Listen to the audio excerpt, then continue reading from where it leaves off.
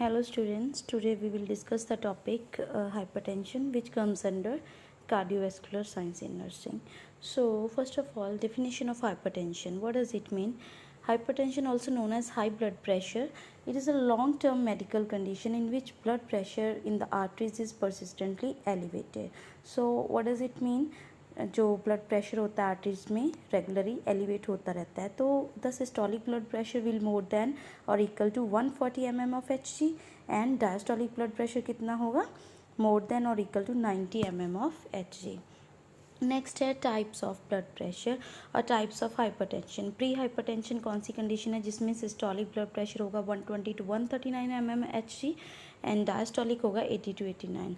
And hypertension stage 1 में क्या है? सिस्टोलिक ब्लड प्रेशर जाएगा 140 टू 159 एंड डायस्टोलिक हो जाएगा 90 टू 99. एंड हाइपरटेंशन स्टेज 2 में क्या है? सिस्टोलिक होगा more or equal to 160 mm of Hg and diastolic is more or equal to 100 mm of Hg.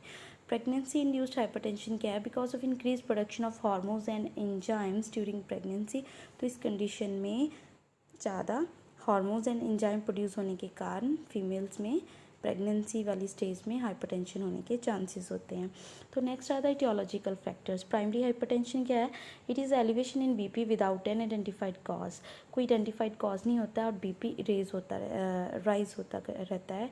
Second है secondary hypertension. It is the elevation in BP with an exact cause. इसमें क्या है? Exact cause होगा. This type is account for 5 to 10% of total cases. So 5 to 10% of cases में क्या होता है? Secondary hypertension होती है, उसका एग्जैक्ट कॉज होता है. एग्जैक्ट कॉज कौन सा है? Like congenital narrowing of aorta. Congenital problem होने के कारण जो रीनल डिजीज़ है, एंडोक्रिनल डिजीज़ है, neurological disease, sleep apnea, some of the medication such as contraceptive pills, non steroid anti inflammatory drugs है ना, और cirrhosis of liver. Next are the risk factors for hypertension. तो first is age. Age क्या है? Chance of coronary artery disease after 50 years of age. अगर as 50 years से above है तो हाइपरटेंशन होने के चांसेस है. पेशेंट अल्कोहलिक है, स्मोकिंग है या डायबिटिक है. Accessory dietary intake of sodium. अगर एक्सेसिव इनटेक है सोडियम का उसके कारण, ठीक है. और क्या हो सकता है कि ओबेसिटी होने के कारण, सीडेंटरी लाइफस्टाइल है, कोई एक्सरसाइज नहीं है, स्ट्रेस लेता है, फैमिली हिस्ट्री है, तो उसके कारण हो सकता है. अगर फैमिली में कोई है तो who is suffering from hypertension.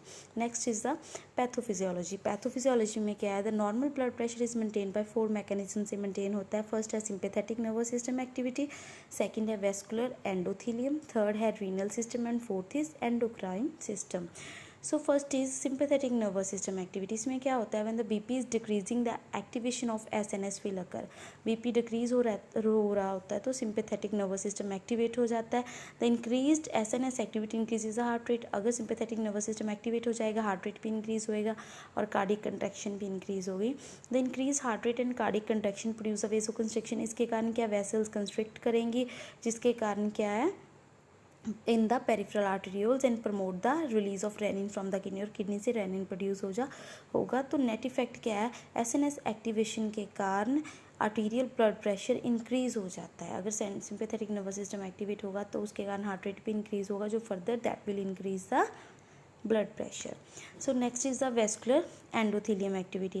The vascular endothelium is a single cell layer that lines the blood vessel. Blood vessel को की जो lining होती है, it will produce vasoactive substances and growth factor like nitric acid and endothelin. तो these substances are क्या है?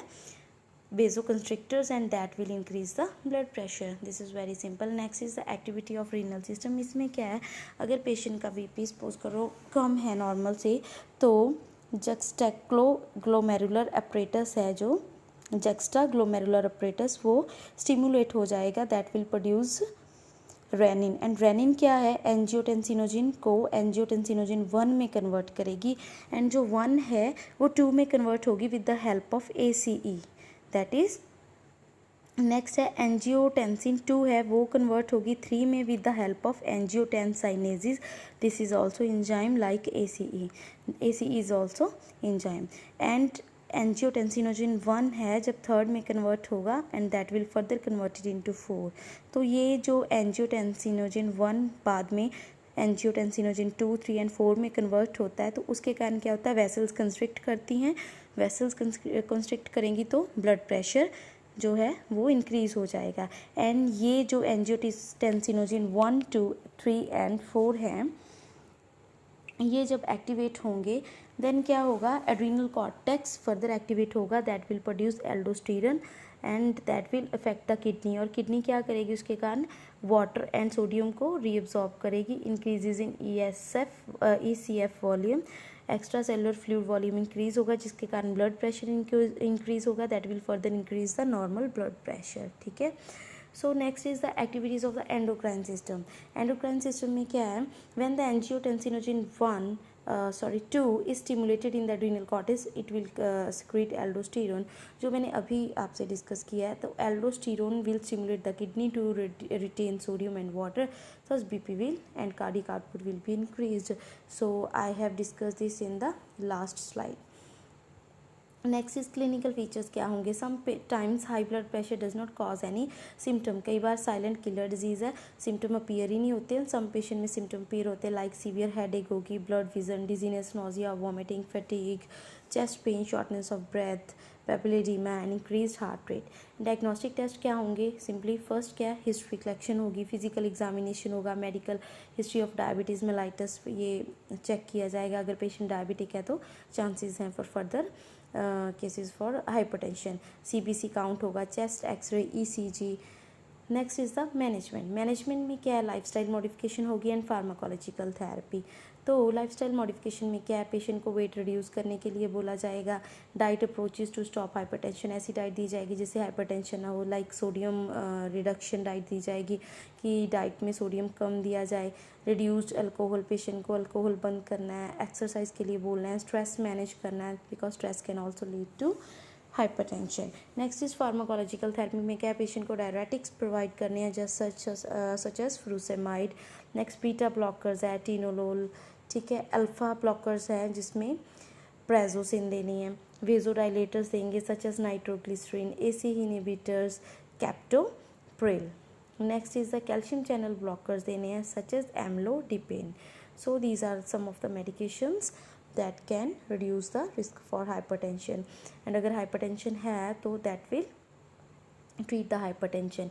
Alternative therapies हैं जिससे ब्लड प्रेशर रेगुलेट किया जा सकता है, such as acupuncture therapy, relaxation techniques and diversional therapy such as music therapy. तो last the most important is nursing management. Nursing management में क्या, proper history collection should be done which include family history, dietary habits assess की जाएंगी, उसकी medical history like diabetic है, coronary artery disease है, renal disease etcetera ये check किया जाएगा। पेशेंट को इंस्ट्रक्ट किया जाएगा कि आपने स्मोकिंग एंड अल्कोहल नहीं इनटेक करना। Auscultate heart rate and palpate peripheral pulses. तो next identify the use of medication such as, अगर कॉन्ट्रासेप्टिव स्टीरॉयड ले रहा है तो what is the reason behind that, ठीक है। Monitor vital signs frequently, time by time उसके वाइटल साइन चेक करते रहना है। Provide diet which is low in sodium which we have discussed earlier and rich in fruit and vegetables, fruit and vegetable ज़्यादा provide करने हैं। Blood cholesterol level patient का regular check करते रहना है। Is it okay to all of the students? If any query you can comment in the chat box. Okay students.